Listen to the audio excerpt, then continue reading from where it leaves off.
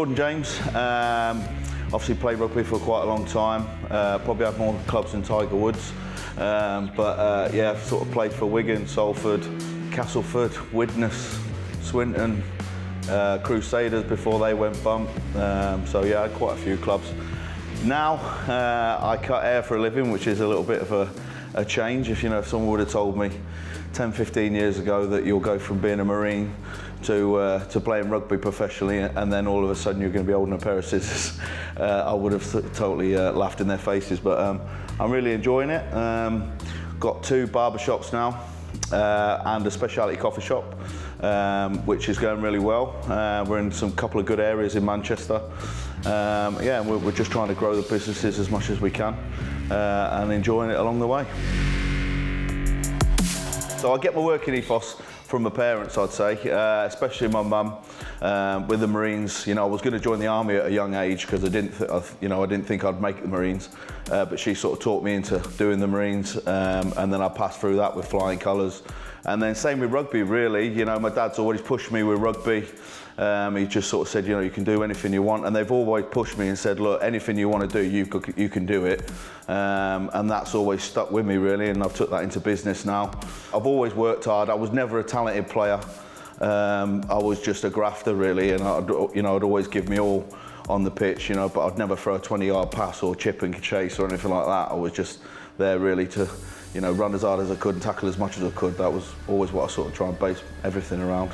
So yeah, my time in the Marines was brilliant, and I played rugby union growing up, and I played to a decent level, Gloucester Colts and stuff like that, but I just wasn't good enough as a kid, and I never got offered a deal when I got to that 16, 17-year-old sort of stage, and that was when I joined the Marines, and I just think the Marines give me that mental toughness that made me become a rugby player. Getting that green beret sort of made me realise that I could push myself to places where mentally you don't think you can go. I left Iraq in 2003.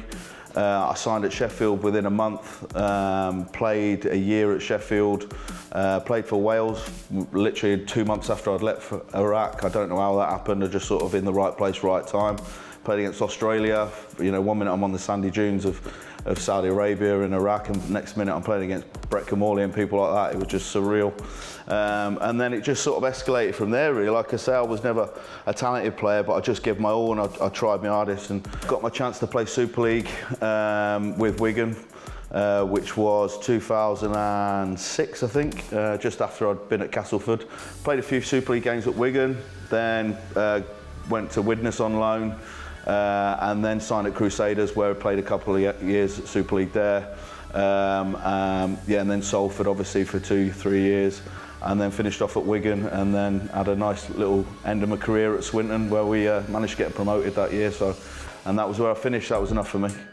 So yeah, I retired probably about 4.5, 5 years ago now, and I went into the old added ethos of, yeah, I'm going to be a coach. I'm going to stay in rugby. I'm going to be a coach. And coaching just weren't for me, and I thought I was doing myself an injustice by not enjoying the job.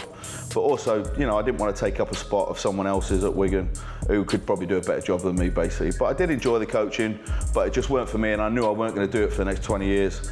And luckily enough, my wife she'd been in hairdressing for sort of 15 years. Her dad was a top hairdresser, and we just sat down and I just said, look, I'm not happy.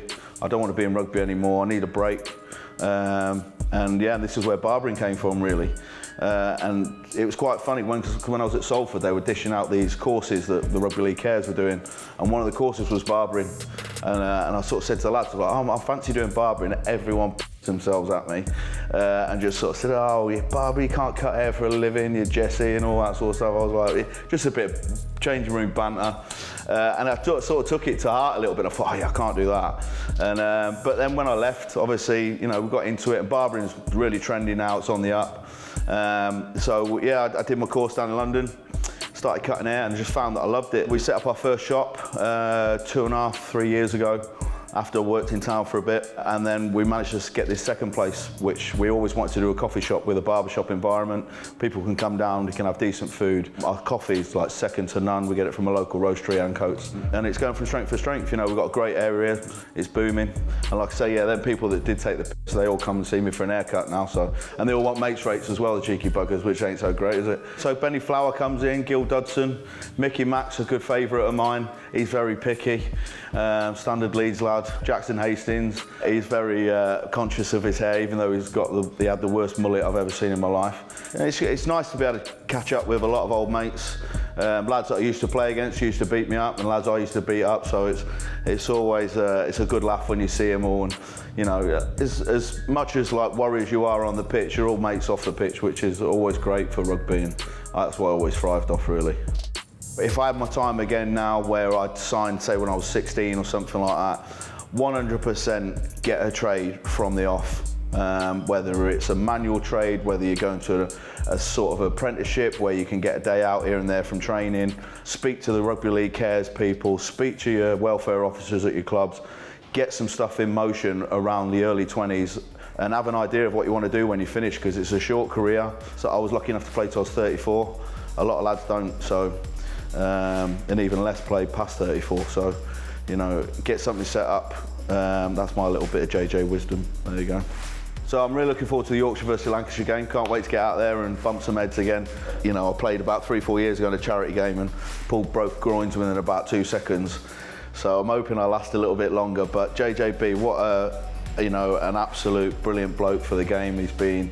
I used to hate playing against him because he was so good. He always had that bit about him that, you know, he was not an arrogance about him, but he made it hard for you to play against him, which is what all good players do. And what he's done in the game has been unreal, really, you know, and he's still doing it at his age. His body must be in bits, because mine is, and I played half the time he played. Hopefully I'll get out there for more than 2 minutes and get to tackle him one last time, because he'll be on the opposition. Yeah, I'm not holding big stead for me that day, but I'll give it all. All right, lads, well, it's been great to see you. I've got some hair to cut, so if you lot can just jog on, that'd be great. Thanks.